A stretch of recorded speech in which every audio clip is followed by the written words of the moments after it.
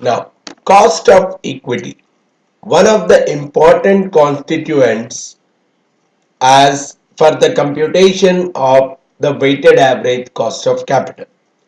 We have already said the weighted average cost of capital is weightage of debt multiplied by post-tax cost of debt plus weightage of equity times cost of equity. Now, what is the mechanism by which this cost of equity is determined? Generally, for the companies, this cost of equity is determined by a couple of approaches. The most widely used approach is called as capital asset pricing method approach, CAPM, capital asset pricing model.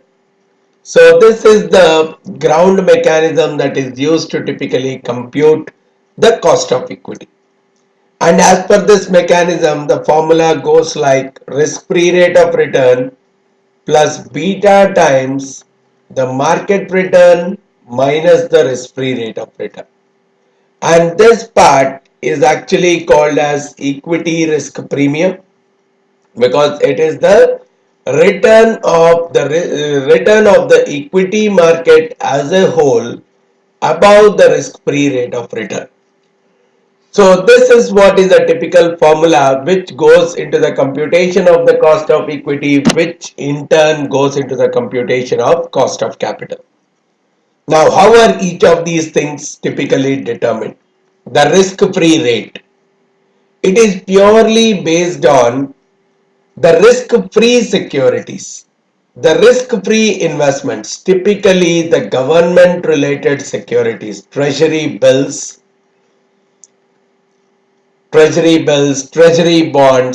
Here, the real rate of return means after removing the impact of the inflation, whatever the rate is going to come out, that is what is being considered as the risk free.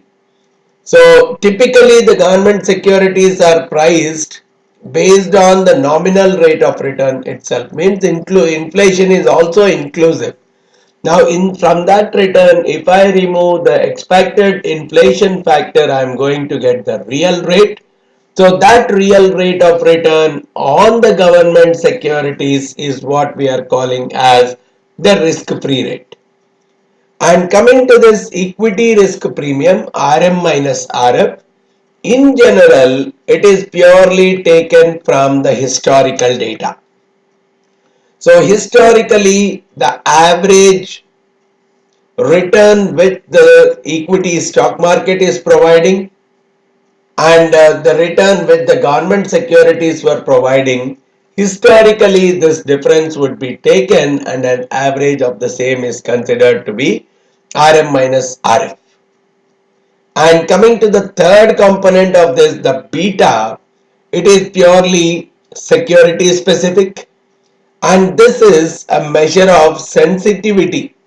Beta is a measure of sensitivity of the security returns to the overall market's returns.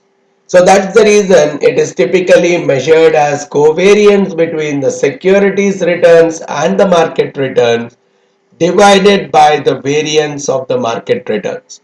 Now, if the securities returns are fluctuating more and more heavily compared to that of the market, we see that the beta will be greater than 1 and we call that kind of a security to be more and more risky.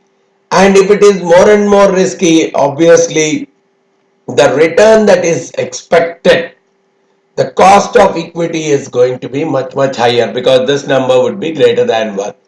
The return that is expected on the equity investment is going to be much higher. So these are the three elements that go as a part of the determination of the cost of equity.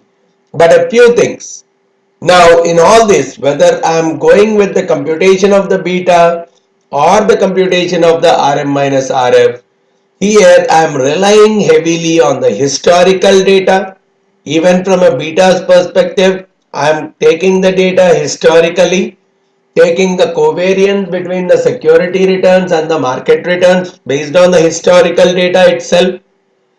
So I'm looking at the historical sensitivity and I'm assuming that historical data is a valid measure for the future, right? The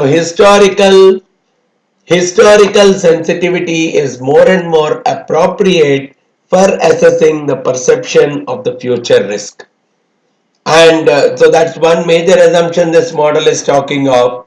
And this model contains only beta part, which is the systematic risk. There is no company specific risk in this case. So that company specific risk is completely ignored as a part of this cost of equity method, CAPM based cost of equity method. It is purely under the expression that only systematic risk is what matters. All right. So this is one important aspect as a part of determination of cost of equity, which plays an important role in computing the weighted average cost of capital, which in turn goes into the evaluation of the various alternatives of project appraisal. All right.